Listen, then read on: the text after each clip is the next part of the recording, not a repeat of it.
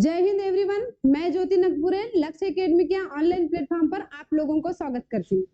बेटा, जैसे कि आप लोगों को पता है, आज कितनी तारीख है? 9 सितंबर। तो 9 सितंबर से पीएनएसटी 2024 की एग्जाम स्टार्ट हो चुकी है और एग्जाम शिफ्ट वाइज हो रही है ना, मॉर्निंग में या इवनिंग में शिफ्ट वाइज हो रही है। तो अभी मॉर्निंग बैच में आप लोगों की एग्जाम हो चुकी होगी, कुछ बच्चों की और कुछ की होने के बाकी होगी, है ना। लगातार हर दिन एग्जाम होगी।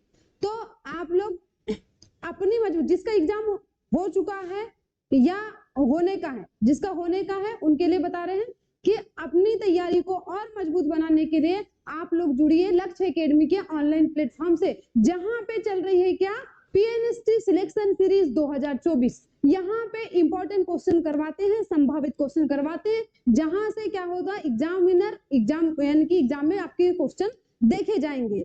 तो चलिए बेटा, जुड़ते हैं आज हम पीएनएसटी सिलेक्शन सीरीज 2024 से। तो पीएनएसटी सिलेक्शन सीरीज से हमने क्या किया है, टॉपिक वाइज क्वेश्चन करवाया है अभी तक। अगर आप लोग ने इसके पहले की कक्षा या प्रीवियस क्लास नहीं देखी है तो प्लीज जाइए यूट्यूब में और वहां से देखिए आप लोग प्रीवियस क्लास, फिर ये वाली क्लास को कीजिए। आज का टॉपिक रहेगा मानव रोग, ये मानव स्वास्थ्य है ना, मानव रोग से ही हम क्वेश्चन किएंगे। इसके पहले हमने किए हैं रिप्रोडक्शन से, उसके पहले हमने किए हैं क्या, जेनेटिक्स से, और आज हमारा टॉपिक रहेगा ह्यूमन डिसीज से। मतलब कि आज रोगों के बारे में हम लोग क्वेश्चन को देखेंगे। तो चलिए, जैसे कि हमारे स्क्रीन के ऊपर लिखा है क्वेश्चन, तो इसी क्वेश्चन को हम क्रमबद्ध रूप में क्रमबंधित करेंगे। तो चलिए, आज की क्लास मेरे साथ पहला क्वेश्चन क्या लिखा हुआ है आप लोगों के स्क्रीन पे कि स्थायी अल्कोहल की आदत से क्या होता है, बताइए जरा आंसर इसका। पहला ऑप्शन है आपके पास क्या, सिरोसिस या फैटी सिंड्रोम या फिर उच्च तनाव अवस्था या उपर्युक्त सभी, बताइए जरा। चलिए बच्चों, आंसर कीजिए इसका।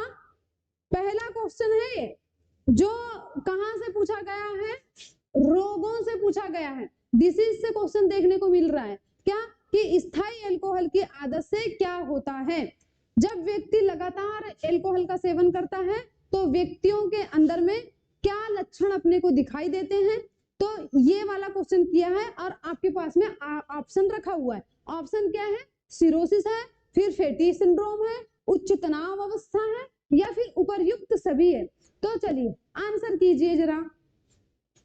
देखिए, ये वाला आंसर तो आप लोग बहुत अच्छे से कर सकते हो, क्योंकि आप लोग ने देखा होगा अपने आजू बाजू, जिसको आदत लग जाती है, जो एडिक्ट हो जाते हैं अल्कोहल के, तो उनके अंदर कैसे कैसे लक्षण देखने को मिलते हैं, है ना। तो चल, इसका आंसर होगा क्या, उपर्युक्त सभी होगा। क्यों होगा, देखो, सिरोसिस कैसी बीमारी होती है बेटा, ये लीवर को डैमेज करती है और लगातार अल्कोहल के सेवन से क्या होगा, लीवर डैमेज होगा, अच्छे से काम नहीं कर पाएगा। तो उसी बीमारी को क्या कहा जाता है, सिरोसिस कहा जाता है। उसी के बाद में फैटी सिंड्रोम भी क्या होता है, एक प्रकार का सिंड्रोम अनुवांशिक बीमारी के तौर पे आता है, जो क्या होगा, अल्कोहल के लगातार सेवन से क्या होता है, व्यक्तियों के अंदर देखने को मिलता है। फिर उसके अंदर क्या होगा, उच्च तनाव अवस्था। अब देखो, जो लगातार अल्कोहल का सेवन कर रहा है तो उनका माइंड ऐसा ही तो डिस्टर्ब तो रहेगा ही, और क्या होगा, तनाव लगातार बढ़ा रहेगा, और तनाव की वजह से क्या करेगा, डेली सेवन करेगा, हर दिन प्रतिदिन काय का सेवन करेगा, अल्कोहल का सेवन करेगा। तो क्या होगा इसका आंसर, क्या होगा, सिरोसिस भी होगा और फैटी सिंड्रोम भी और उच्चतम तनाव भी, उपर्युक्त सभी इसका क्या आएगा, आंसर आएगा, है ना। सिरोसिस के बारे में मैंने बता दिया। सिरोसिस क्या होगा कि ये जिसमें कैसे होंगे, धीरे धीरे कई तरह की चोटों से बीमारी से ग्रसित होता है। क्या होगा बेटा, लीवर होगा, है ना। लीवर कैसे होंगे, ग्रसित हो जाते हैं और इकट्ठे क्या होते हैं कि डैमेज नहीं होते, धीरे धीरे होते हैं, धीरे धीरे मात्रा में क्या होगा, लीवर डैमेज होगा। प्रतिदिन अल्कोहल के सेवन से क्या होगा, लीवर डैमेज, और उसी रोग को क्या कहते हैं, सिरोसिस कहते हैं। तो चलिए, आपको पता चल गया होगा कि सिरोसिस क्या है ना। तो चलिए अगले क्वेश्चन की ओर बढ़ते हैं। अगला क्वेश्चन हमारे पास में ये रहा, क्या है कि एड्स रोग किसके कारण होता है ना।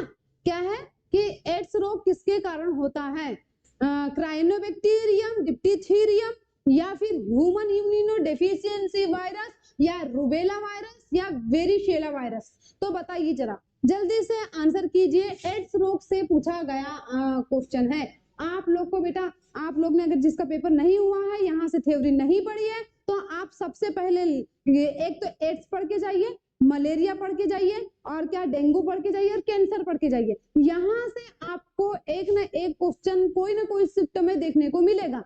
अगर हमारी बात गलत होती है तो आप लोग हमको बोल दीजिएगा कमेंट करके कि मैम क्वेश्चन नहीं आए। रोगों से हर साल पीएनएसटी में पूछा गया क्वेश्चन है, तो इस बार भी पूछेगा। चलिए इस बार तो क्या हुआ है कि सिलेबस भी चेंज हो चुका है ना, तो कुछ ना कुछ तो रोग तो पूछेगा ही, बिल्कुल पूछेगा। तो आपको क्या करना है, किस किस की थ्योरी पढ़नी है, एड्स की पढ़नी है, मलेरिया की पढ़नी है, कैंसर की पढ़नी है, और अभी न्यू क्या है, करंट में चल रहा है सिकल सेल एनीमिया, तो सिकल सेल एनीमिया के बारे में भी पढ़ के जाइए, है ना। 3-4 रोगों के बारे में बता दिया, थ्योरी अच्छे से पढ़नी है। तो ये आपकी स्क्रीन पे कैसा क्वेश्चन है, एड्स का क्वेश्चन लिखा हुआ है कि एड्स किसके कारण होता है, तो एड्स होता है बेटा एचआईवी के कारण। एचआईवी को क्या कहा जाता है, human immuno deficiency virus, HIV है ना, ह्यूमन इम्यूनो डेफिशिएंसी वायरस। क्योंकि आप लोग ने पढ़ा होगा, एड्स का फुल फॉर्म पढ़ा होगा ना, एक्वायर्ड इम्यूनो डेफिशिएंसी वायरस, है क्या नहीं। तो क्या हो रहा है, वो एड्स बना कैसे, एचआईवी से बना। एचआईवी क्या है भैया, एक प्रकार का विषाणु है। तो एड्स क्या होता है हमारे पास में, एड्स एक विषाणु जनित रोग है ना। अभी देखिए हम ट्रिक बताएंगे। सभी प्रकार के रोग होते हैं, कौन कौन से रोग होते हैं, एक जीवाणु जनित होता है, एक विषाणु जनित होता है, एक प्रोटोजोअन रोग होता है, एक हेलमेंथिस रोग होता है, और फिर एक होता है हमारे पास में क्या, कवक जनित रोग, है कि नहीं। कवक जनित रोग में आप लोग ने देखे होंगे कैसे होते हैं, मनुष्य गंजे हो जाते हैं ना, गंजापन, दाद, ये सब क्या है, कवक जनित रोग है। तो एड्स कैसा हमारे पास में, एड्स एक प्रकार का विषाणु जनित रोग है। और बेटा एड्स के बारे में, जब एड्स की या एचआईवी की बात निकली तो हम सभी के सभी पूरे सिम्टम्स लक्षण यहीं पे एड्स की गिना देते हैं। देखो एड्स, सबसे पहले हमने क्या बोला कि एड्स एक विषाणु जनित रोग है, जो जिसके विषाणु क्या है, एचआईवी है ना। तो एचआईवी से ही क्या होता है, किसी भी मनुष्य में एचआईवी हो रहा है मतलब एड्स देखा जा रहा है। और एड्स बेटा, एड्स का वायरस जैसे कि शरीर में अंदर घुसता है या चले जाता है, तो वो तुरंत ही इफेक्ट नहीं करता है, कम से कम 5 से 10 साल वो चुपचाप बैठा रहता है, मतलब कि मृत अवस्था में विषाणु रहते हैं, है ना। इसमें क्या होगा कि सजीव और निर्जीव के रूप में वायरस होते हैं, इसीलिए सजीव और निर्जीव के बीच की कड़ी क्या होता है बेटा, वायरस को कहा जाता है। और एड्स कैसा है, वायरस जनित रोग है। तो इसका वायरस यहाँ पे कैसा है, एचआईवी वायरस एक मृत प्रकार का वायरस है, जो कहाँ होता है, मनुष्यों के शरीर में चले जाता है, और जाने से तुरंत इफेक्ट नहीं फैलता, धीरे धीरे आक्रमण करता है, और हमारी एंटीजन एंटीबॉडीज यानी प्रतिरक्षा तंत्र को लूज करता है, उनपे धीरे धीरे आक्रमण करता है, अपनी पूरी कॉलोनी डेवलप करता है शरीर के अंदर। कॉलोनी डेवलप का मतलब क्या होता है, प्रजनन करेगा और अपने समान ही वायरस को बनाएगा। तो ये क्या करेगा, जब अपने समान वायरस को इकट्ठा कर लेता है, इकट्ठा बना लेता है, तो ये जो भी प्रतिरक्षा तंत्र है मनुष्य के शरीर का, वहां पे इकट्ठे ये लोग क्या करते हैं, ये आक्रमण कर देते हैं। और आक्रमण करते हैं तो जो हमारे शरीर का जो इम्यूनिटी सिस्टम है वो कैसे हो जाते हैं, लूज हो जाता है ना, तो वो काम नहीं कर पाता है। इसलिए ये कैसे एक भयंकर बीमारी है, लाइलाज बीमारी है। तो आप लोग बचिए किसके कारण, एड्स से बचिए। एड्स किसके कारण हो रहा है, एचआईवी के कारण हो रहा है। और ये कैसे हो सकता है, ये एक तो क्या होता है, अनुवांशिक संचरित रोग है। अनुवांशिक का मतलब है संचरित रोग, एक दूसरे से फैलने वाला। बेटा खाने से छूने से एड्स नहीं फैलता है ना। आपका एड्स कैसे होगा, एक तो संबंध बनाने से होता है, संक्रमित सुई के सेवन से हो जाएगा, या फिर आप लोगों को कैसा होगा, जब भी कभी भी आप लोग जा रहे हो सिनेमा घर में, आप लोग सुरक्षा नहीं बरत रहे हो, एड्स का पेशेंट आया, उसी सीट पे बैठे हैं, तो फिर तुम लोग स्वस्थ व्यक्ति भी उसी सीट पे जाके बैठ रहे हो, और आप लोग के हाथ पैर में जहां भी शरीर में चोट लगी हुई है, कट लगा हुआ है, और उनके ब्लड से, जो एड्स से ग्रसित है, उनके ब्लड से अपना ब्लड स्वस्थ व्यक्ति के ब्लड में कनेक्ट हो जाता है, तो क्या हो जाएगा, एड्स हो जाएगा, है ना। तो यौन संचरित रोग है कौन, एड्स। तो याद रखिएगा कैसे हो रोग है, यौन। और किसके कारण होता है, एचआईवी के कारण। एचआईवी क्या है, ह्यूमन इम्यूनो डेफिशिएंसी वायरस। और ये कैसा होता है, एड्स का फुल फॉर्म क्या होता है, एड्स का होता है एक्वायर्ड इम्यूनो डेफिशिएंसी वायरस। तो पता चल गया होगा आपको एड्स के बारे में। अगर आप लोग ने थ्योरी नहीं पढ़ी है तो बेटा जुड़िए लक्ष्य एकेडमी के ऑनलाइन प्लेटफॉर्म से, पीएनएसटी सिलेक्शन सीरीज 2024 से। यहाँ पे चल रही है क्या, क्वेश्चन सीरीज, है ना। अब देखो आप लोग बोलोगे कि मैम ये रूबेला क्या है, आपने तो क्या HIV के बारे में बता दिया, एड्स के बारे में बता दिया, अब हमको जानना है किसके बारे में, रूबेला के बारे में। तो रूबेला देख लीजिए, रूबेला कैसे होगा रूबेला बीमारी, ये किसी के छींकने से, ये खांसने से एक दूसरे से ग्रसित होता है, ग्रसित हो जाते हैं, है ना। सामान्य व्यक्ति रहे या फिर एक रोग ग्रसित व्यक्ति रहे, ये उसके चाहे उसके बलगम से हो सकता है या उसके छींकने से या खांसने से भी रूबेला वायरस हो सकता है ना। तो आप लोग इससे बचने के लिए क्या कीजिए, रूबेला का टीका लगाइए, रूबेला का टीका लगता है ना। अब देखिए उसके बाद में आ रहा है वेरिसेला। वेरिसेला क्या होता है, एक जोस्टर वायरस होता है जिसको अपन चिकन पॉक्स भी कहा जाता है ना। वेरिसेला वायरस कैसा होगा, चिकन पॉक्स, जिसमें कैसे होंगे, दाने दाने पानी के रूप में आ जाते हैं, उभार आ जाते हैं, जो क्या होता है एक दूसरे से फैलते हैं, ये भी संक्रमित रोग होता है। तो क्या क्या वेरिसेला, वेरिसेला को क्या कहा जा रहा है, अपन लोग ने क्या कहा, चिकन पॉक्स। नाम सुना होगा आप लोग ने चिकन पॉक्स का, चिकन पॉक्स एक दाने नुमा संरचना होती है इसमें बीमारी। फिर उसके बाद में आता है रूबेला वायरस, जिसका हम क्या कर रहे हैं, टीका लगवा रहे हैं। इम्यूनोडेफिशिएंसी वायरस, जिसमें क्या हो रहा है, HIV रोग या एड्स देखने को मिल रहा है। उसी प्रकार हमने क्या पढ़े, कोरियोनोबैक्टीरियम, क्या होगा, डिप्थीरियम। ये कैसा होगा, कोरियोनोबैक्टीरियम, ये नासाफेरिन्स और त्वचा को संक्रमित करता है। त्वचा को संक्रमित मतलब त्वचा में कैसे होंगे, लाल लाल चकत्ते पड़ जाएंगे। और नासाफेरिन्स मतलब कि जो नाक से गए ना, यहाँ पे कैसे होंगे, एकदम अचानक जलन हो जाएगी, तीखापन लगने लग जाएगा। तो ये कैसे होगा, ये होगा हमारे पास में कोरियोनोबैक्टीरियम डिप्थीरियम, ये वाला रोग होता है बेटा। तो चलिए हमने एड्स के माध्यम से कितने रोग को पढ़िया, corynebacterium diphtheriae, human immunodeficiency virus, rubella virus और क्या होगा, वेरिसेला वायरस। चारों रोग को यहीं पे देख लिया, एक ही स्लाइड में देख लिया। चलिए आगे बढ़ते हैं अगले क्वेश्चन की ओर। अगला क्वेश्चन है बेटा हमारा, थर्ड क्वेश्चन है, क्या कि निम्न में से किस कारण से एड्स होता है। आप बताइए, हमने अभी एड्स का ही क्वेश्चन पढ़ा है और जस्ट और एड्स से क्वेश्चन देखें, एड्स की पूरी थ्योरी गिना दी मैंने पहले वाले क्वेश्चन में। तो अब इसका आंसर तो आप लोग कर सकते हो ना। क्या है ऑप्शन हमारे पास में, टी लिम्फोसाइट की कमी के कारण, टी लिम्फोसाइट की कमी का T4 है ना, ये T4 लिखा हुआ बेटा। तो T4 लिम्फोसाइट की कमी के कारण, उच्च रक्तदाब के कारण, या राइबोफ्लेविन के कारण, ये जीवाणु संक्रमण के कारण। चलिए बच्चों आंसर कीजिए, जल्दी जल्दी आंसर कीजिए। अब आप लोग को एड्स के बारे में पता चल गया है। अच्छा लगेगा हमको जब आप लोग आंसर करोगे, कमेंट में जाकर के कमेंट कीजिए और जल्दी से इस सीरीज को शेयर कर दीजिए अपने दोस्तों में, जो भी PNST की एग्जाम दे रहा है या जिसका एग्जाम होने का बाकी है, तो जल्दी से शेयर कर दीजिए।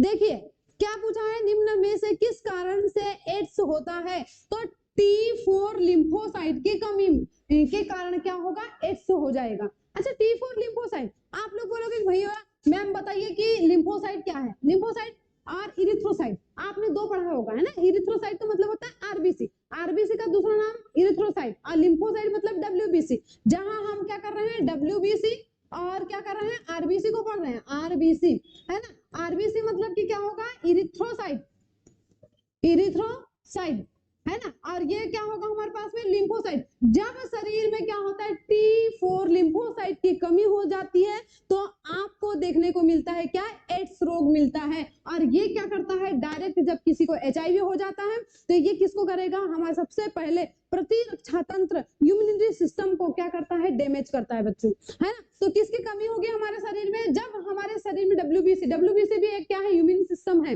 ना, प्रतिरक्षा है या प्रतिजन है। तो ये क्या करेगा, इसकी कमी हो जाती है, इसको डैमेज करता है, इस वजह से अपने को क्या रोग, एड्स रोग देखने को मिलता है। उसके बाद में होगा राइबोफ्लेविन। अब आप बोलोगे मैम राइबोफ्लेविन क्या है, तो बेटा आप लोग ने विटामिन पढ़ा होगा है ना, विटामिन पढ़ा होगा, विटामिन के जो रक्त के थक्का जमाने के लिए क्या होता है, उत्तरदायी होता है। तो उसी का नाम क्या होता है, राइबोफ्लेविन होता है। फिर उसके बाद में देखिए जीवाणु संक्रमण, तो मैंने अभी थोड़ी देर पहले ही बताया आप लोगों को कि क्या है, एड्स एक जीवाणु जनित रोग नहीं है, एड्स एक क्या विषाणु जनित रोग है ना। तो चलिए ये हमको देखने को मिल गया कि क्या है, एड्स हमारे पास में विषाणु जनित रोग है, जीवाणु जनित रोग नहीं होता है।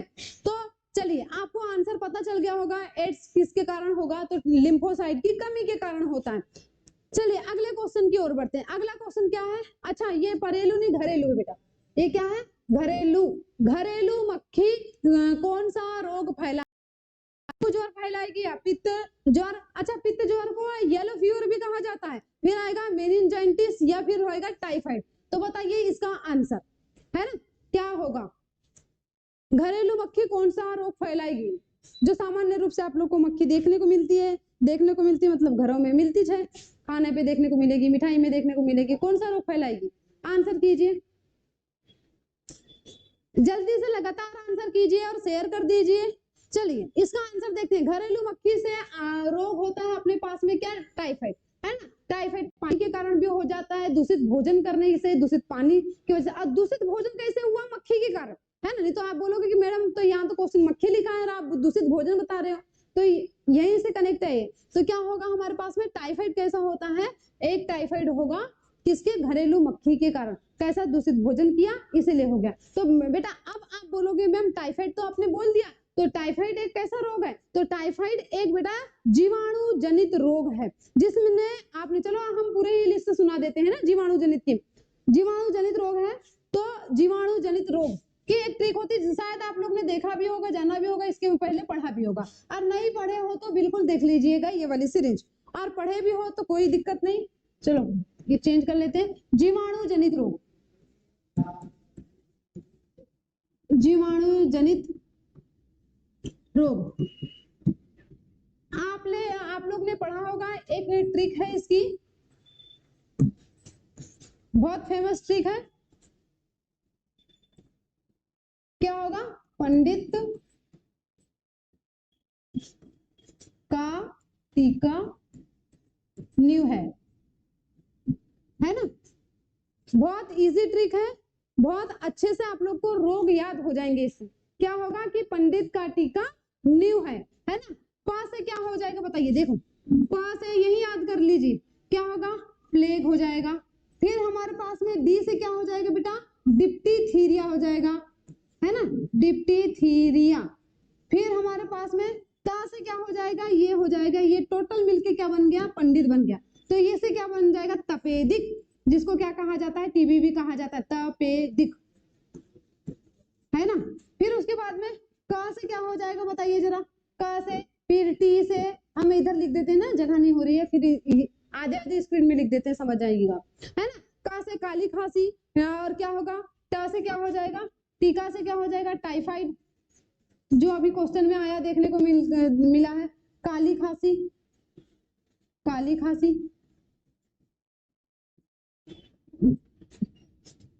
टाइफाइड, फिर उसके बाद में हो गया टीका हो गया, फिर क्या होगा? न्यू, न्यू से क्या हो जाएगा? निमोनिया हो जाएगा,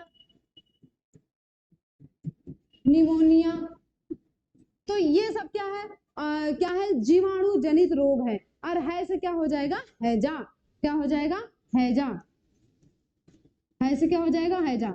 बेटा पहले बहुत ज्यादा हैजा से परेशान रहते थे लोग, गांव में हैजा फैल जाता था। जैसे अभी फैला था कोरोना वायरस, पहले हैजा से लोग बहुत परेशान होते थे, हैजा ही बीमारी फैल जाती थी, एक दूसरे से फैलती थी, है ना। तो क्या हो गया हमारे पास में? ठीक है, जीवाणु जनित रोग आप लोग को यही याद हो जाना चाहिए।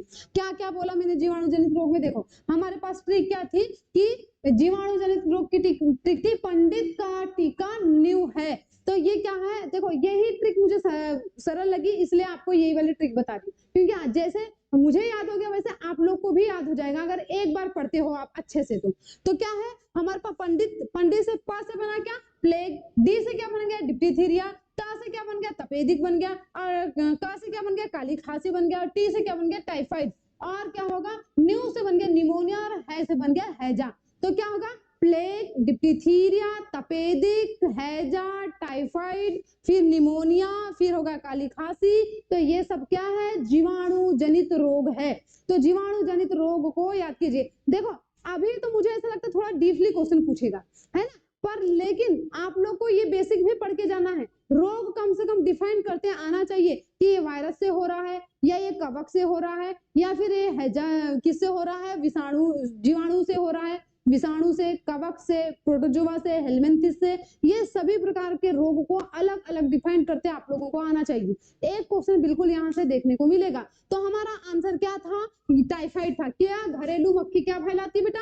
टाइफाइड फैलाती है। फिर डेंगू को तो पहचानते ही हो, है कि नहीं, कि डेंगू क्या होता है बेटा, डेंगू भी मच्छर के कारण होता है। और कौन सा मच्छर, देखो मलेरिया भी मच्छर के कारण होता है, डेंगू भी मच्छर के कारण होता है ना। और एक होता है हेलमिंथिस रोग, जिसके कारण क्या होता है, हाथी पांव बीमारी होती है। और हाथी पांव बीमारी भी क्यूलेक्स मच्छर के कारण होता है। देखो 3 मच्छर आप लोग को पढ़ना पड़ेगा, और तीनों कैसी है, मादा है ना। तो अक्सर बोला जाता है कि खतरनाक मादा ही होती है क्या नहीं।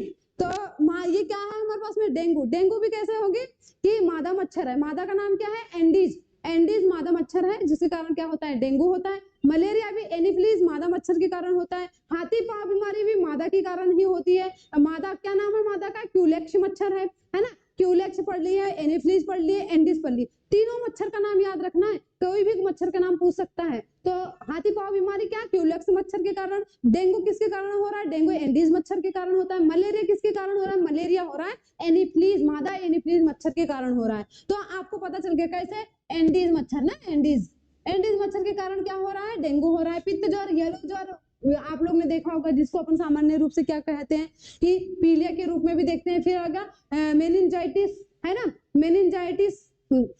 मेनिंजाइटिस रोग कैसे होगा कि ये कैसे होंगे, मस्तिष्क और रीढ़ की हड्डी के आसपास में जो रीढ़ की हड्डी को और मस्तिष्क को सुरक्षा प्रदान करने वाली परत होती है, उसमें क्या होता है, सूजन आ जाती है, स्वेलिंग आ जाती है, जिसके कारण क्या होता है, सर में दर्द होता है कि रीढ़ की हड्डियां में भी कैसी अकड़न आ जाएगी, दर्द होगा। तो वो कैसा होगा, मेनिंजाइटिस रोग होगा। ये कहाँ हो रहा है, मस्तिष्क से और रीढ़ की हड्डी से संबंधित है। तो यहाँ पे हम पूरे के पूरे चारों ऑप्शन से पूरे रोगों को अपन क्या कर रहे हैं, देख रहे हैं, पढ़ रहे हैं। तो चलिए जुड़ जाइए आप लोग पीएनएसटी सिलेक्शन सीरीज 2024 से। चलिए अगला आंसर क्वेश्चन देखते हैं, है ना। क्या होगा हमारे पास, मनुष्यों में रोग फैलाने वाला प्रोटोजोआ है ना। प्रोटोजोआ वह है, ये प्रोटोजोआ है। बताइए, एक आएगा जियार्डिया, एंटामोइबा, प्लाज्मोडियम या ऑल ऑफ दिस, यानी कि सभी। बताइए, आंसर कीजिए जरा, जल्दी जल्दी आंसर कीजिए। जियार्डिया है ना, फिर क्या होगा हमारे पास में, एंटामोइबा, प्लाज्मोडियम या ऑल ऑफ दिस। बेटा आंसर कीजिए जल्दी जल्दी।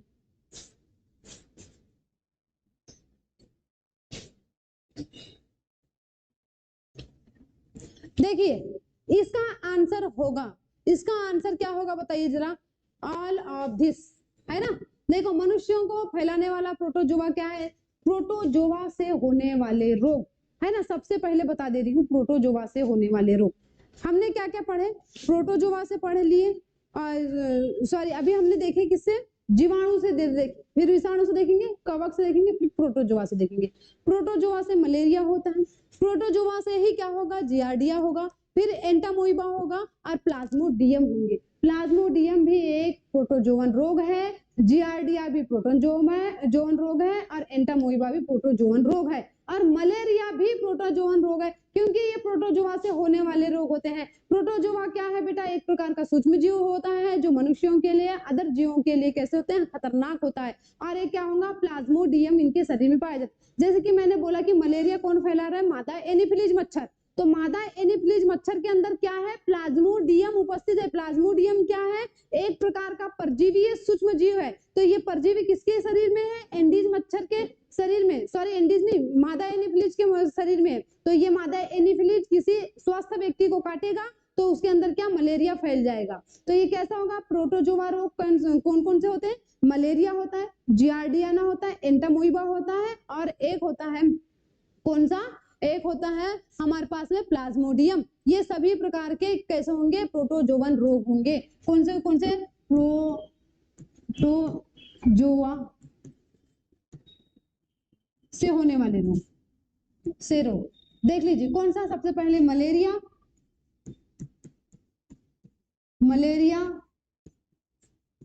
जियार्डिया, फिर आएगा एंटामोइबा, फिर उसके बाद में आता है प्लाज्मोडियम,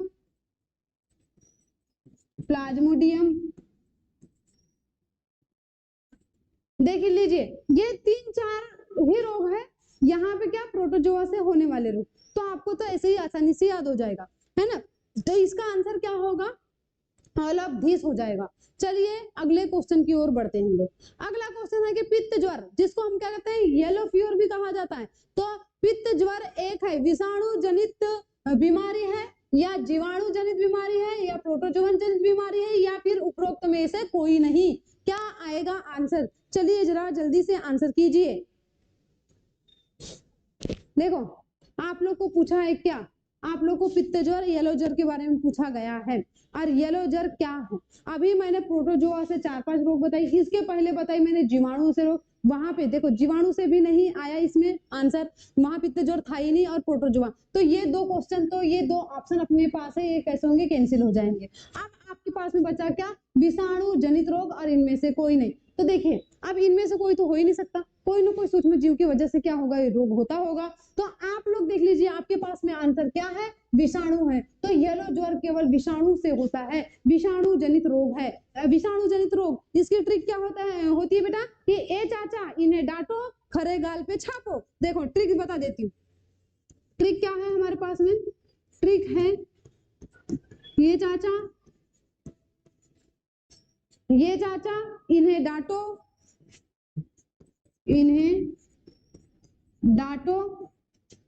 खरे गाल पे छापो, है ना? ट्रिक लिखते चलिए बेटा, है ना? आप लोगों को पता होगा ए से क्या होगा? एड्स होगा। च से क्या होगा? चाचा से होगा चेचक। ए से क्या हो रहा है? ए से क्या हो रहा है हमारे पास में? एड्स, है ना? चाचा से क्या हो रहा है बेटा? चाचा फैला रहा है क्या? चेचक, चेचक, ऐसा याद रख लीजिएगा। फिर हमारे पास में क्या है? इन्हें मतलब इन से क्या हो जाएगा? इन्फ्लुएंजा। इन से क्या हो जाएगा? Influenza, influenza.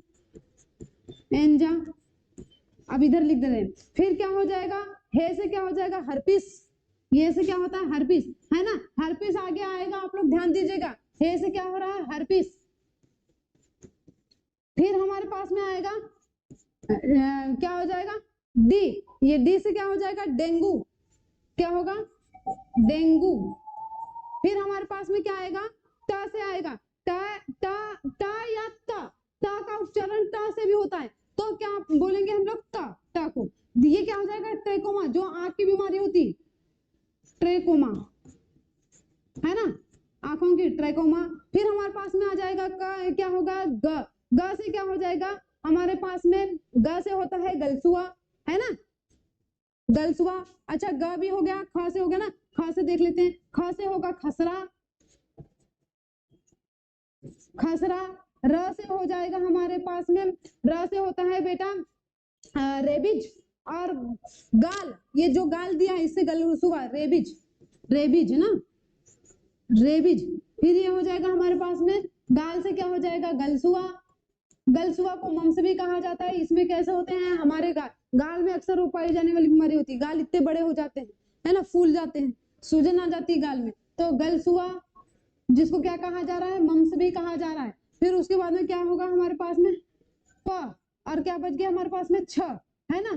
तो प छ और क्या? छापो, छापो भी बच गया है। तो प से क्या हो जाएगा? पीलिया। प से पीलिया हो जाएगा। और छ से छोटी माता, तो क्या हो जाएगा? पीलिया, पीलिया। और ये छ से क्या हो जाएगा? छोटी माता, छोटी माता। तो देखो बेटा आपने एक ही ट्रिक से क्या कर लिया? पूरे के पूरे जो हमारे पास में आंसर है देख लिया। आप लोग को शायद याद भी हो जाएगा। ट्रिक क्या थी? ए चाचा इन्हें डांटो खरे गाल पे छापो। ए से क्या देख लिया? एड से देख लिया। चाचा से क्या कर दिया? चाचा क्या फैला रहा है? चाचा फैला रहा है चेचक, है ना? तो चेचक हो गया। इन से क्या हो गया? इन्फ्लुएंजा। हे से हो गया हर्पिस। ड से क्या होता है? डेंगू। और क्या होगा? तपेदिक नहीं होगा, तपेदिक एक जीवाणु जनित रोग है। त से क्या हो रहा है? ट्रेकोमा, है ना? ट्रेकोमा, या अपन त से ट्रेकोमा को त भी नहीं बोल सकते, अपन ट ही बोलेंगे, है ना? यहाँ से ले लो ट। ट से क्या हो रहा है? ट्रेकोमा। और फिर ख से क्या हो रहा है? खसरा। र से क्या हो रहा है? रेबीज। गाल से क्या हो रहा है? गलसुआ। प से पीलिया। और छ से छोटी माता। तो ये सभी के सभी कैसे हैं? विषाणु जनित रोग है। तो आप लोगों का क्वेश्चन क्या है? पित्त ज्वर। पित्त ज्वर भी क्या होगा? एक विषाणु जनित रोग होगा। तो पित्त ज्वर के अलावा आप लोग ने कितने सारे रोग, 1 2 3 4 5 6 7 8 9 10 11 12 क्या कर दिया आपने, रोगों को याद कर दिया। तो चलिए बेटा हम आगे बढ़ते हैं। अगला क्वेश्चन क्या है, इंटरफेरॉन किस रोग की वृद्धि रोकने के लिए उपयोगी है। चलिए ऑप्शन देखिए, ऑप्शन क्या है हमारे पास में, टीबी, कर्क रोग, मलेरिया या फिर रक्तदाब, है ना। क्या पूछा गया है, इंटरफेरॉन।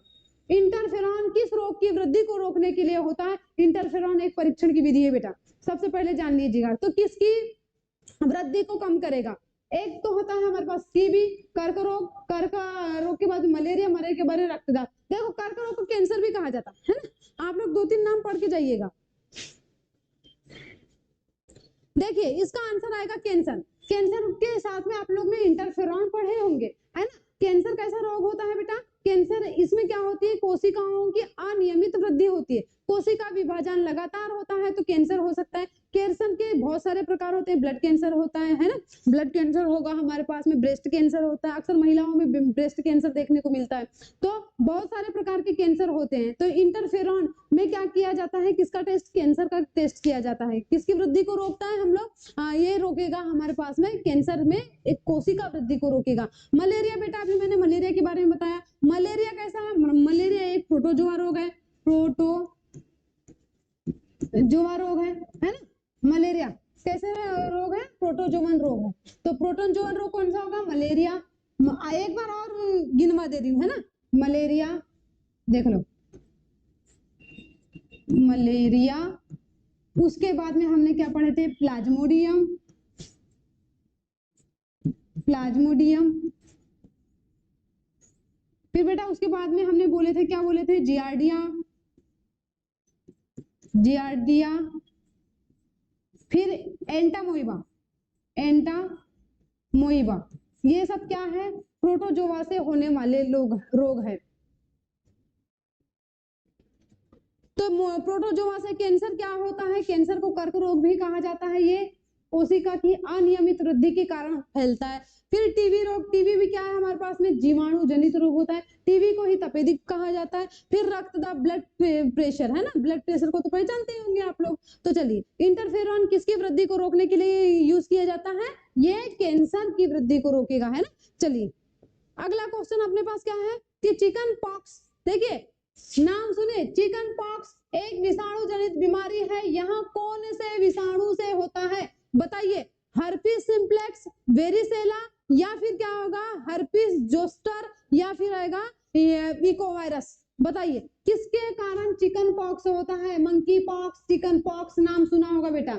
अधिकतर सामान्य लोगों में फैलने वाली बीमारी होती है, अधिकतर एक दूसरे से फैलती है बीमारी, चिकन पॉक्स भी।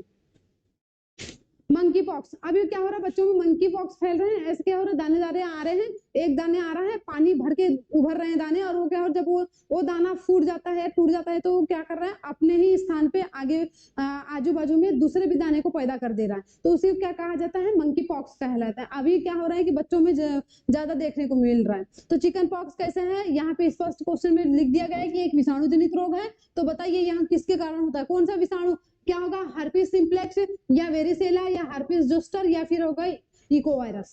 तो बताइए जरा, ये होता है वेरिसेला। वेरिसेला एक विषाणु होता है, क्या होगा, वेरिसेला। वेरिसेला कैसा है, हमारे पास में विषाणु है, किसका विषाणु है, विषाणु ये है चिकन पॉक्स का, है ना। Chicken pox, chicken pox, chicken pox विषाणु। तो नाम याद रख लीजिए, चिकन पॉक्स के विषाणु का नाम क्या है, वेरिसेला है। अब आप बोलोगे कि वेरिसेला क्या होता है, अभी मैंने थोड़ी देर पहले वेरिसेला के बारे में बताया था कि जोस्टर वायरस होता है जो चिकन पॉक्स प्रकार की बीमारी को फैलाता है। तो इसका आंसर क्या हो जाएगा हमारे पास में, वेरिसेला। अब आप बोलोगे कि मैम बताइए कि हर्पिस सिंप्लेक्स क्या होता है। तो बेटा हर्पिस सिंप्लेक्स के बारे में बता रहे हैं हम कि हर्पिस सिंप्लेक्स भी एक ऐसा होगा, HSV के कारण फैलता है, जो त्वचा, मुंह और ओठ और एक तो जननांग में भी पैदा करता है। तो इसका विषाणु का नाम क्या होगा, HSV, है ना, HSV विषाणु का नाम याद करते चलिए। तो हर्पिस सिंप्लेक्स भी एक प्रकार का विषाणु है, जो विषाणु में क्या हो रहा है, HSV हो रहा है। और ये कहाँ हो रहा है, त्वचा में हो रहा है, त्वचा, मुंह में हो रहा है, मुंह में हो रहा है, और क्या हो रहा है, जननांग में हो रहा है। जननांग, है ना। तो ये जननांग में फैलने वाला होता है। फिर हर्पिस जोस्टर को देख लीजिए, क्या होगा, ये भी एक प्रकार का वायरस होता है जो संक्रमण फैलाता है, और इसके वायरस का नाम क्या VZ, क्या होगा हमारे पास में VZV के कारण एक फैलाता है। और ये भी कैसा होता है, हर्पिस जोस्टर एक प्रकार का चिकन पॉक्स है, VZV, है ना। कैसे विषाणु है ये, चिकन पॉक्स वाले विषाणु, चिकन पॉक्स, इसके विषाणु का नाम क्या है, VZ है। और ये क्या होगा, हर्पिस सिंप्लेक्स का नाम है HSV। देखो सभी चीज को बताया जा रहा है। और क्या होगा हमारे पास में, एक आता है ऑप्शन इको वायरस का, है ना। तो आप लोग ने जान लिया कि चिकन पॉक्स के विषाणु क्या है, वेरिसेला है, और इसमें क्या हर्पिस के बारे में जान लिया, हर्पिस भी एक विषाणु जनित रोग है। और दूसरी चीज आपने जान लिया क्या, herpes zoster, herpes simplex, herpes zoster, ये दो प्रकार के विषाणु होते हैं जो चिकन पॉक्स में हेल्पफुल होते हैं। लेकिन चिकन पॉक्स का मेन चिकन पॉक्स कौन फैलाता है बेटा, एक वेरिसेला विषाणु क्या करते हैं कि चिकन पॉक्स फैलाता है। चलिए अगले क्वेश्चन की ओर बढ़ते हैं। अगला क्वेश्चन आप लोग की स्क्रीन पर ये रहा, क्या है कि मानव की त्वचा में रिंगवर्म या दाद रोग का कारण होता है। बताइए, रिंगवर्म या दाद रोग आप लोग ने पढ़ा होगा, कवक जनित रोग, है ना। ऑप्शन हमारे पास क्या है, मोनेरा, कवक, मच्छर या फिर विषाणु। बताइए आंसर जरा, जल्दी जल्दी आंसर कीजिए। देखिए इसका आंसर क्या आएगा, यहाँ स्पष्ट रूप से बोल दिया है क्वेश्चन में। क्वेश्चन अच्छे से पढ़ोगे ना तो क्वेश्चन में कुछ क्वेश्चन में तो आंसर ही ऐसे छुपे रहते हैं बेटा। अगर आप लोग ने क्वेश्चन ध्यान से पढ़ लिया, अच्छे से पढ़ लिया, समझ के पढ़ लिया, तो आंसर ऐसे ही एक झटके में दे दोगे। क्या लिखा है वो है दाद, और आप लोग ने पढ़ के रखा है कि दाद कैसे होता है, दाद होता है, गंजापन होता है एक कवक जनित रोग से। तो यहाँ पे रिंगवर्म, चलो रिंगवर्म को नहीं पहचानते, लेकिन रिंगवर्म का दूसरा नाम क्या दे दिया बेटा, दाद दे दिया। तो ये क्या आएगा, इसका आंसर ये आएगा, कवक जनित रोग है ना। किसके कारण होता है, मनुष्यों में कवक के कारण होता है। तो देखो कवक की भी ट्रिक बता देते हैं, कवक की ट्रिक बताते हैं क्या, कवक जनित की, कि गंजा क्या होगा, गंजा दामाद खाए फ्रूट, है ना। दामाद कैसा है बेटा, गंजा है, कैसा है, ट्रिक देख लीजिए। ट्रिक हमारे पास में क्या है, गंजा दामाद खाए फ्रूट, फ्रूट का मतलब क्या होगा, फल, है ना। कैसे, कवक, कवक जनित रोग, कवक से होने वाले रोग, जनित रोग क्या होगा हमारे पास में, कि गंजा दामाद खाए फ्रूट। ग से गंजा, गंजा से क्या हो जाएगा बेटा, गंजा से होगा गंजापन, है ना। जो भी व्यक्ति के सिर में बाल नहीं आ रहा है तो वो क्या है, कवक जनित रोग से ग्रसित है, गंजापन। फिर होगा हमारे पास में द से, दा से क्या हो जाएगा, दाद, है ना। फिर हमारे पास में क्या है, खाए, ख से क्या हो जाएगा हमारे पास में, देखिए खाए से खाज खुजली हो जाएगा। एक ये वाला दामाद, द से दामाद, और ये वाले द से क्या हो जाएगा, दमा, ये हो जाएगा खाज खुजली, खाज खुजली, खाज खुजली। और एक हो जाएगा हमारे पास में द से क्या हो जाएगा, दमा। देखिए याद करते चलिए, बिल्कुल बहुत ही क्या होते हैं, सरल सरल है। और फ्रूट से क्या होता है, एक फ्रूट बच गया ना, अच्छा। तो ये फ्रूट से होगा एथलीट फ्रूट, एथलीट फ्रूट भी होती है क्या, बीमारी होती है, फ्रूट से क्या होगा, एथलीट, एथलीट, अच्छा इधर लिख दीजिए फ्रूट, एथलीट फ्रूट बीमारी होती है। तो क्या होगा हमारे पास में, कवक जनित रोग है, जिसकी ट्रिक क्या है, गंजा दामाद खाए फ्रूट, है ना। दामाद बेचारा गंजा ही है, कवक जनित रोग से कैसे है कि वो भी ग्रसित है। तो गंजाई दामाद क्या खा रहा है, फ्रूट खा रहा है, फल खा रहा है, और फल खाएगा तो क्या क्या रोग देखने को मिल जाएगा, गंजापन देखने को मिलेगा, दांत देखने को मिलेगा, खाज खुजली, और क्या होगा, दमा, दमा के साथ साथ हमको एथलीट फूट, ये सब क्या है, ये है कवक जनित रोग। कवकों से होने वाला, कवक को शायद पहचानते होंगे, फंगी भी कहा जाता है क्या नहीं। तो कवक जनित रोग क्या होता है हमारे पास में, रिंगवर्म या दाद होता है। देख लीजिए इसका आंसर क्या है, ये है हमारे पास में। तो देखो समझ में आ रहा है कि नहीं, है ना। पूरे आंसर पे मैं गोला मार देती हूँ, कंफ्यूज नहीं होना है, अच्छे से पढ़ना है। अब आप लोग बोलोगे यहाँ पे आया मोनेरा। देखिए बेटा, मोनेरा कोई प्रकार का रोग नहीं होता। आप लोग ने पढ़े होंगे क्या 11th में, मोनेरा के जगह, मोनेरा प्रोटिस्टा, है ना, जगत होता है, फाइलम होता है। अब देखिए क्या होगा, आपने नाम पढ़ा होगा आर.एच. विटेकर का। आर.एच. विटेकर जी ने क्या किया था, 5 जगत वर्गीकरण दिया था।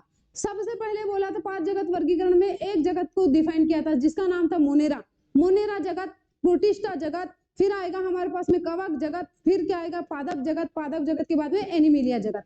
5 जगत में क्या किया था आर.एच. व्हिटेकर जी ने, जगतों में जीवाणुओं को बांटा था या सूक्ष्म जीवों को बांटा था। तो यहाँ पे पूछा है क्या मोनेरा, तो मोनेरा में कैसे कैसे जीव को रखा गया था, कैसे एक कोशिकीय प्रोकैरियोटिक जीव सबसे पहले मोनेरा जगत को देखा गया था। और मोनेरा जगत में कैसे थे, एक कोशिकीय प्रोकैरियोटिक जीव थे, क्योंकि सबसे पहले जब कोशिका बनी थी तो बेटा यूकैरियोटिक कोशिका नहीं बनी थी, कैसे बनी थी, प्रोकैरियोटिक कोशिका बनी थी। तो सबसे पहले आई कौन सी कोशिका है, प्रोकैरियोटिक कोशिका, और यही प्रोकैरियोटिक कोशिकाएं धीरे धीरे धीरे धीरे विकसित होती गई और बदल गई किसके रूप में, यूकैरियोटिक कोशिका में। और आज हमको देखने को मिल रहा है कैसे यूकैरियोटिक कोशिका। यूकैरियोटिक कोशिका कैसी होती है बेटा, पूर्ण विकसित कोशिका होती है, जिसमें पूरे प्रकार के क्या पाए जाएंगे, कोशिकांग पाए जाएंगे। कोशिकांग में भी क्या, केंद्रक, राइबोसोम, माइटोकॉन्ड्रिया, सभी प्रकार के कोशिकांग यूकैरियोटिक कोशिका में पाया जाता है। और यूकैरियोटिक कोशिकाएं कहाँ कहाँ पाई जाती है, एक तो पादप जगत में भी पाई जाती है, जंतु जगत में भी पाई जाती है। आप लोगों ने जंतुओं के बारे में और पादप के बारे में पढ़ा होगा बेटा, है कि नहीं। तो मोनेरा जगत कैसा जगत है, हमारे पास में 5 जगत वर्गीकरण से 5 जगत वर्गीकरण की खोज की थी आर.एच. व्हिटेकर जी ने की थी, है कि नहीं। तो मोनेरा जगत में कैसे जीव को रखा गया बेटा, एक कोशिकी जीव, जिसकी कोशिका कैसी होगी, एक, और कैसे होंगे प्रोकैरियोटिक जीव, जैसे कि जीवाणु, जीवाणु को मोनेरा जगत में रखे गए, पूरे प्रकार के जीवाणु को मोनेरा जगत में रखा गया। कैसे, एक तो कोकस प्रकार का, कोकस मतलब कि गोल आकार के जीवाणु मोनेरा जगत में रखा गया, क्योंकि उनकी कोशिका भी कैसी थी, एक कोशिका थी।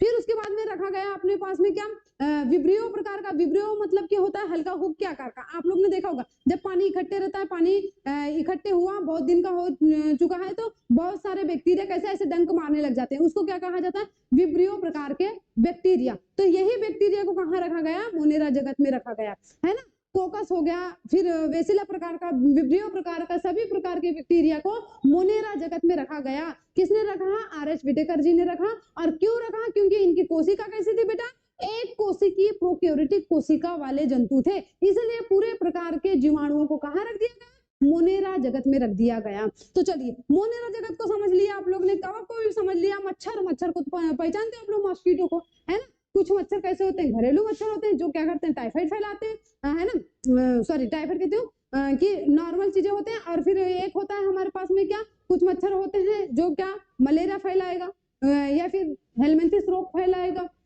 है कि नहीं, मच्छरों से बीमारी होती है। फिर एक होता है हमारे पास में विषाणु, तो विषाणु से भी नहीं होता बेटा, और मच्छरों से भी नहीं रोग होता। ये रोग कैसा होगा, दाद रोग होता है, केवल कवक से होता है, कवक को फंगी भी कहा जाता है। और कवक जनित की ट्रिक क्या है, जब हम नाम याद करेंगे तो गंजा दामाद खाए फ्रूट, है ना। चलिए अगले क्वेश्चन की ओर बढ़ते हैं। अगले क्वेश्चन हमारे पास में क्या है, निम्नलिखित में से कौन सा कैंसर का इलाज नहीं है, बताइए। कीमोथेरेपी, भौतिक चिकित्सा, या प्रतिरक्षा चिकित्सा, या विकिरण चिकित्सा, बताइए। कीमोथेरेपी के बारे में आप लोग ने पढ़ा होगा, है ना। कीमोथेरेपी ये किससे, कैंसर से संबंधित है, तो ये तो ऑप्शन को कट नहीं कर सकते। देखो क्या पूछा गया है, इलाज नहीं है पूछा है। सबसे पहले है और नहीं है पे ध्यान देना है आप लोगों को। जब भी क्वेश्चन आता है तो है और नहीं है पे जरूर से ध्यान देना है, नहीं तो बस झटके से देख लिया कि जहां नहीं है लिखा है वहां है पढ़ लिया और फट से आंसर कर दिया, और 1 नंबर तुम्हारा ऐसा ही माइनस हो जाएगा। तो चलिए इसका आंसर क्या हो जाएगा, भौतिक चिकित्सा, फिजियोथेरेपी। फिजियोथेरेपी किसमें काम नहीं आती बेटा, कैंसर के इलाज में फिजियोथेरेपी काम नहीं आती। इसमें काम आती है कीमोथेरेपी आती है, और हमारे पास में ह्यूमिनिटी थेरेपी आएगी, और उसके बाद में आएगा हमारे पास में रेडिएशन थेरेपी। रेडिएशन थेरेपी या विकिरण चिकित्सा किसमें काम आता है, कैंसर में काम आता है। और कैंसर कैसा होता है बेटा, अनियमित कोशिका वृद्धि के कारण में होता है। कैंसर के बहुत सारे प्रकार होते हैं, ल्यूकेमिया, सार्कोमिया, है क्या नहीं। ल्यूकेमिया हो रहा है तो हम क्या कर रहे हैं, कीमोथेरेपी कर रहे हैं। सार्कोमिया मतलब 4 प्रकार के कैंसर होते हैं। तो चलिए इसका आंसर क्या आ जाएगा, भौतिक चिकित्सा, फिजियोथेरेपी। फिजियोथेरेपी में केवल बॉडी का मसाज होता है, बॉडी को बाहर से देखा जाता है। इसमें कैंसर का इलाज के लिए फिजियोथेरेपी नहीं करते। क्या क्या करेंगे, कीमोथेरेपी करेंगे, रेडिएशन थेरेपी करेंगे, और यूमनिनोथेरेपी करेंगे, है ना। यूमनिनोथेरेपी को ही प्रतिरक्षा चिकित्सा भी कहा जाता है। तो चलिए आगे बढ़ते हैं। अगला क्वेश्चन ये स्क्रीन पे रहा, क्या है कि एड्स, कंठगला, और क्या होगा, खसरा, चिकन पॉक्स, पोलियो, इन्फ्लुएंजा किसके कारण या इनके कारण होता है। पूरे रोग को क्वेश्चन में गिना दिया, सिर्फ अब आपको बताना है बेटा, क्या बताना है कि रोगों का नाम, ये सब इतने सारे रोग हो किसकी वजह से रहा है ना। अभी मैं थोड़ी देर पहले बताई हूँ, शायद आप लोग क्या करोगे, आंसर भी अच्छे से कर पाओगे। देखो क्या क्या है, एड्स पूछा है, फिर क्या है, कंठगला पूछ लिया है, खसरा पूछा है, चिकन पॉक्स पूछा है, पीलिया पूछा है, और हमने क्या पढ़े हैं इसकी ट्रिक पढ़े हैं कि ए चाचा इन्हें डांटो और क्या होगा, खरे गाल पे छापो, खरे गाल पर छापो, है ना। चाचा ने क्या किया, डांट दिया बच्चे को और एक थप्पड़ लगा दिया, इनकी थप्पड़ कैसे हो गया, छप गया गाल पे। कहाँ छपा बेटा, ये गाल पे। तो आपको ऐसी ट्रिक याद करनी है कि चाचा ने एक थप्पड़ लगाया बच्चे को और गाल पे छप गया, तो डांटे भी चाचा ने ही और चाचा ने ही थप्पड़ लगाए।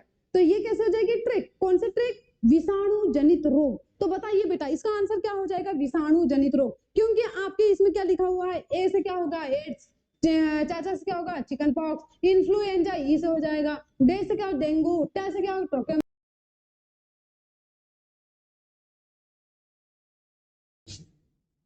चलिए बेटा आप लोग को ट्रिक पता चल गई है ना विषाणु जनित रोग की। चलिए अब अगले क्वेश्चन की ओर बढ़ते हैं हम लोग। अगला क्वेश्चन क्या रहा है स्क्रीन पे कि निम्नलिखित में से कौन एक यौन संचरित रोग है ना, यौन संचरित रोग है, क्या हो जाएगा हमारे पास में, यौन संचरित। बताइए जरा क्या ऑप्शन दिया अपने पास में, एक सिफिलिस दिया हुआ है, एक सुजाक को गोनेरिया भी कहा जाता है, एक दिया है एड्स, फिर एक दिया है क्या, स्कर्वी, और फिर एक दिया है सुजाक मतलब गोनेरिया, है ना। चलिए आंसर कीजिए, जल्दी जल्दी आंसर कीजिए।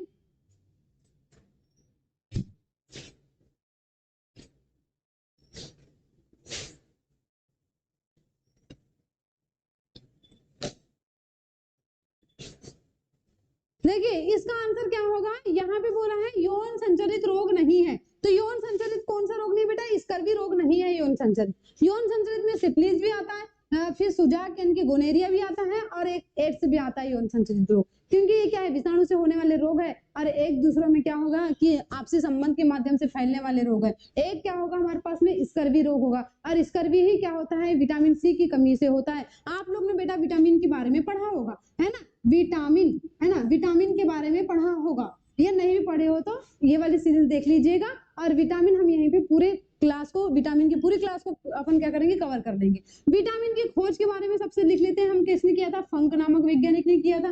कब किया था बेटा, 1919 में किया था। विटामिन कितने प्रकार के होते हैं, विटामिन 2 प्रकार के होते हैं, एक होता है क्या होगा हमारे पास में, जल में घुलनशील, और एक होता है हमारे पास में वसा में घुलनशील, है ना। तो जल में घुलनशील क्या होगा, सबसे पहले आप लोग विटामिन देख लो, क्या होगा, बी सी डी ई के, ये इतने प्रकार के विटामिन है, जिसमें से जल में घुलनशील क्या होता है हमारे पास में, बी और सी होता है। तो क्या हो गई, बी सी कहाँ चले गई, पानी में गई, बी सी गई पानी में, ए डी ई के कहाँ चले गया, वसा में चले गया, फैट में चले गया, ए डी ई के, ये क्या हो गया हमारे पास में, वसा में घुलनशील। आप कैसे याद रखिए, देखो A B C D E के ये क्या है, विटामिन है, और विटामिन कितने प्रकार के, 2 प्रकार के, एक तो जल में घुलनशील और एक होता है हमारे पास में क्या, वसा में घुलनशील। तो जल में घुलनशील में कैसे रहोगे, बिस्सी गई पानी में, क्योंकि यहाँ पे जल में केवल 2 ही विटामिन घुल रहे हैं, है ना। तो कहाँ चले गए, बिस्सी कहाँ चले गई, पानी में चले गई, तो बिस्सी गई पानी में, और बाकी एडी के जितना भी बचा हुआ विटामिन है वो कहाँ चले जाएगा, वसा में चले जाएगा। तो आप लोग ने क्या होगा पढ़ा होगा, क्या स्कर्वी रोग किसके वजह से होता है, विटामिन सी की कमी के कारण होता है। और विटामिन सी कहाँ से मिलता है बेटा, ये मिलता है खट्टे पदार्थों से, नींबू से, आंवला से, और क्या होगा, संतरा से, मौसम्बी से, सभी प्रकार के खट्टे पदार्थों से क्या होगा, विटामिन सी मिलता है, जिससे क्या होगा कि जिसकी कमी से होता है स्कर्वी रोग होता है। तो बताइए आप लोग सबसे अच्छा स्रोत विटामिन सी का क्या है ना। ऐसा ही क्वेश्चन आप लोग को देखने को मिलेगा कि विटामिन सी का अच्छा स्रोत बताइए, आंवला, संतरा, नींबू, या इनमें से कोई नहीं, या फिर ये सभी। तो इसका आंसर आ जाएगा आंवला। आंवला सबसे अच्छा स्रोत होता है किसका, विटामिन सी का। तो विटामिन सी कहाँ से मिल रहा है, ये मिल रहा है अपने को खट्टे पदार्थों से मिल रहा है ना। विटामिन ए नाम क्या है, retinol, vitamin B thiamine, vitamin C बताइए, विटामिन सी क्या होता है, जल्दी से बताओ। देखो विटामिन सी के बारे में पूछा है तो आपके बारे में छोड़ देती, फिर क्या हो, कैल्सीफेरॉल, टोकोफेरॉल, फिल्लोक्यूनिन, है क्या नहीं, और फिर विटामिन से सी के बताइए। राइबोफ्लेविन है क्या नहीं, राइबोफ्लेविन किसका नाम है, विटामिन सी का नाम है। चलिए इसके बाद आप लोग ने पढ़ा होगा सिफिलिस और क्या होगा, गोनेरिया और एड्स कैसे होते हैं, कौन से जनित रोग है, विषाणु जनित रोग है। अगले क्वेश्चन की ओर बढ़ते हैं। अगला क्वेश्चन ये रहा बेटा, अगला क्वेश्चन क्या है, निम्नलिखित में से कौन सा लिंग संबंधी रोग है। अब लिंग संबंधी रोग बताइए आप, कौन सा है, कुष्ठ रोग है या फिर हमारे पास में ल्यूकेमिया है, वर्णांतता है या फिर क्षय रोग है। बताइए जरा इसका आंसर। लिंग संबंधी रोग बोला है बेटा कि क्या है ना। आप लोग ने पढ़ा होगा हीमोफीलिया, वर्णांतता है कि नहीं, ये सब पढ़े हो ना। तो इसके लिंग संबंधी कौन सा होगा हमारे पास में, वर्णांतता, जो अनुवांशिक होता है कि नहीं। अनुवांशिक से क्या होगा हमारे पास में, वर्णांतता हो जाती है। वर्णांतता में क्या होगा, कलर को डिफाइन नहीं कर पाते हैं, कलर को मतलब कि लाल और हरे कलर में विभेदित नहीं कर पाते हैं। हरा, अगर हरे कलर की वर्णांतता हुई तो सभी प्रकार के कलर हरे ही हरे दिखाई देंगे। अगर लाल कलर की वर्णांतता हुई तो सभी कलर कैसे, लाल ही लाल दिखाई देंगे। तो लिंग संबंधित रोग कौन सा है बेटा, वर्णांतता है ना। कुष्ठ रोग को भी पहचानते होंगे आप, ल्यूकेमिया जो एक प्रकार का क्या है, कैंसर है। क्षय रोग है ना, ट्यूबरकुलोसिस क्षय रोग। तपेदिक क्या होता है, टीबी होता है, जो जीवाणु जनित रोग है, अभी थोड़ी देर पहले बताया। तो चलिए अगले क्वेश्चन की ओर बढ़ते हैं। अगला क्वेश्चन, अच्छा चलिए हमारे पास में इतने ही क्वेश्चन थे बेटा। आप लोग आइए जुड़िए लक्ष्य एकेडमी के ऑनलाइन प्लेटफॉर्म से और पीएनएसटी सिलेक्शन सीरीज से क्या करिए, क्वेश्चन लगाइए और यहाँ से अपनी तैयारी को और मजबूत बनाइए। चलिए आप जिनका एग्जाम हो चुका है तो वो तो चलो ठीक है, उनका एग्जाम अच्छा चलेगा। जिनका एग्जाम नहीं हुआ है उनके लिए हम भगवान से प्रार्थना करते हैं कि अच्छा एग्जाम जाए और बेस्ट आप लोग उनको। चलिए बेटा आप लोग बिना घबराए और बिना हिचकिचाहट से क्या पीएनएसटी की लगातार एग्जाम दीजिए। जिसका जो भी शिफ्ट में एग्जाम होगा बिल्कुल अच्छे से एग्जाम दे के आए और क्या करें, अपने आप को मजबूत रखें और कैसा रखें, अपने आप पे विश्वास रखें। सबसे पहले अपने आप पे विश्वास होना चाहिए, तभी जाकर के अपन क्या करेंगे कि एग्जाम हमारा अच्छा जाएगा। तो चलिए बच्चे, आप लोग का एग्जाम नहीं हुआ है तो पीएनएसटी सिलेक्शन सीरीज से जुड़ जाइए और इसी के साथ अपन क्या करते हैं, ये सीरीज को यहीं समाप्त करते हैं। जय हिंद।